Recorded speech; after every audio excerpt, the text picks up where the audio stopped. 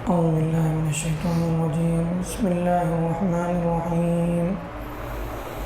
ويسألونك عن اليتامى قل إصلاح لهم خير وإن تخالطوهم فإخوانكم والله يعلم المفسد من المصلح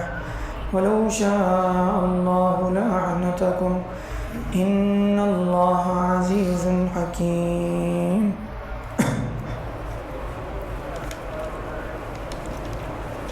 اللہ تعالیٰ کا ارشاد ہے، اور لوگ آپ سے یتیموں کے بارے میں پوچھتے ہیں، آپ کہہ لیجئے کہ ان کے ساتھ بھلائی کا اور اصلاح کا معاملہ ہونا چاہیے اور یہی بہتر ہے، اور اگر تم ان کو اپنے ساتھ ملا کر رکھو تو وہ تمہارے بھائی کی طرح ہیں، اور اللہ تعالیٰ جانتا ہے کہ کون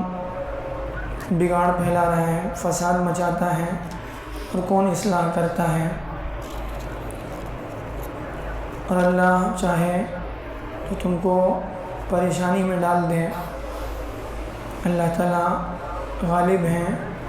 اللہ کا ہر کام حکمت پر مبنی ہے۔ اس آیت میں یتیموں کے تعلق سے بعض احکامات دیے گئے ہیں۔ یتیم اس بچے کو کہتے ہیں جس کی کم عمری میں اس کے باپ کا انتقال ہو جائے تو وہ بچہ یتیم کہلاتا ہے۔ اب اس کی کفالت جو ہے وہ جس کی کفالت میں ہے، وہ اگر جو ہے یتیم کی کفالت کرنے والا آدمی اگر غریب ہے تو وہ اس کے مال میں سے تھوڑا سا استعمال کر سکتا ہے، اور اگر وہ اپنا جو ہے خود کفیل ہے، وہ کسی کے مال کا محتاج نہیں ہے تو وہ اپنے اوپر اپنا مال خرچ کرے گا، البتہ یتیم پر جو ہے اس کے مال میں سے خرچ کر سکتا ہے۔ اب اس کے سلسلے میں یتیم کے سلسلے میں جو احکامات قرآن مجید میں دیے گئے ہیں، بعض جگہوں پر بڑے سخت جو ہیں احکامات دیے گئے ہیں کہ جو لوگ یتیم کا مال کھاتے ہیں ناحق طریقے پر، وہ اپنے پیٹ میں جو ہے جہنم کی آگ بھرتے ہیں۔ یعنی اگر یتیم بچہ ہے، اس کے باپ کے پاس مال تھا، اب وہ چھوٹا بچہ ہے، وہ اپنے مال میں تصرف یعنی مال تو اسی کا ہے لیکن وہ خود سے اس کا تصرف نہیں کر سکتا، اس کو صحیح استعمال نہیں کر سکتا، تو وہ جس کی کفالت میں ہے وہ اس کے مال کی حفاظت کرے، اس کی صحیح تربیت کرے، یہ ساری اس کی ذمہ داریاں ہیں۔ لیکن اس کے ساتھ ساتھ جو آدمی یعنی یتیم بچہ بڑا ہو رہا ہے یہ سمجھ کر جلدی جلدی اس کا مال کھایا جا رہا ہے یا اس کا مال جو ہے غلط جگہوں پر صرف کرنا ہے، تو یہ ساری چیزیں وہ ہیں جس کی وجہ سے اللہ کے یہاں اس کی پکڑ ہوگی، اور اللہ تعالیٰ فرماتے ہیں وہ اپنے پیٹ میں جہنم کی آگ بھر رہا ہے۔ تو بڑے سخت احکامات دیے گئے، تو اس کی وجہ سے جو لوگ نیک لوگ تھے جن کے دلوں میں اللہ کا خوف تھا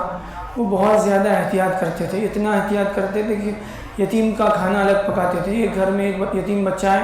تو گھر والوں کا کھانا الگ پکے گا، یتیم کا کھانا الگ پکے گا، اس کی کوئی چیز جو ہے وہ اپنی چیز سے نہیں ملائیں گے، بہت زیادہ احتیاط کرتے تھے، جس کی وجہ سے بڑا نقصان بھی ہوتا تھا۔ کھانا اگر پکایا تو اس کے بعد اس نے تھوڑا سا کھا لیا، وہ بچا پھر وہ خراب ہو گیا، تو اس طرح سے جو ہے بہت زیادہ پریشانی یعنی مسلم معاشرے میں پیدا ہو رہی تھی۔ تو اب اس کے سلسلے میں جو ہے اللہ کی طرف سے حکم دیا گیا، اتنا جو ہے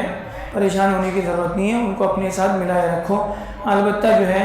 ان کے مال میں جو ہے غلط کوئی تصرف نہ ہو، ان کے مال میں جو ہے یعنی کیا کہتے ہیں غلط استعمال نہ ہو ان کے مال کا، ان کے اوپر کوئی زیادتی نہ ہو، ان کے مال کی صحیح طور پر حفاظت ہو، ان کو اپنے ساتھ ملا کے رکھو اور ان کو اپنے بھائی کی طرح سے رکھو۔ تو اس آیت میں جو ہے وہی یعنی ان لوگوں کے لیے خاص طور پر جو لوگ اس سلسلے میں بہت زیادہ احتیاط کرتے تھے جس کی وجہ سے نقصان ہو رہا تھا، اللہ کی طرف سے کہا گیا ان کے ساتھ اصلاح کا معاملہ کرو، اچھی ان کی تربیت کرو، ان کے مال کی حفاظت کرو، ان کو اپنے ساتھ ملا کے رکھو، ان کا کھانا وانا الگ بنانے کی ضرورت نہیں ہے، اپنے ساتھ بناؤ، البتہ اگر اللہ نے تمہیں دیا ہے تم اپنے مال میں سے ان پر خرچ کرو۔ اور دوسری طرف جو ہے اس کی بڑی فضیلتیں سنائی گئی، اللہ کے نبی صلی اللہ علیہ وسلم نے فرمایا کہ جو آدمی کسی یتیم کی کفالت کرتا ہے،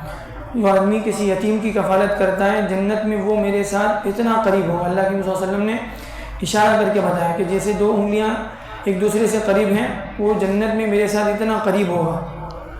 تو بہرحال یتیم اگر کوئی ہے تو اس کی کفالت کرنا، اس کی تربیت کرنا، پھر بڑا ہونے کے بعد جو ہے جب وہ اپنی ذمہ داری خود سنبھال سکتا ہو، اس کا مال اس کے حوالے کرنا، یہ ایک بہت بڑا عمل ہے۔ اس سلسلے میں اللہ کو جو ہے آدمی یعنی اللہ کے استحضار کے ساتھ اس عمل کو پورا کریں اور اس پر اللہ کے پاس جو اجر کی اللہ کی طرف سے وعدہ کیا گیا اس کی امید رکھیں۔ بہرحال اللہ تعالیٰ جو ہے ہمیں آیاتوں سے صحیح سبق لینے والا بنائے۔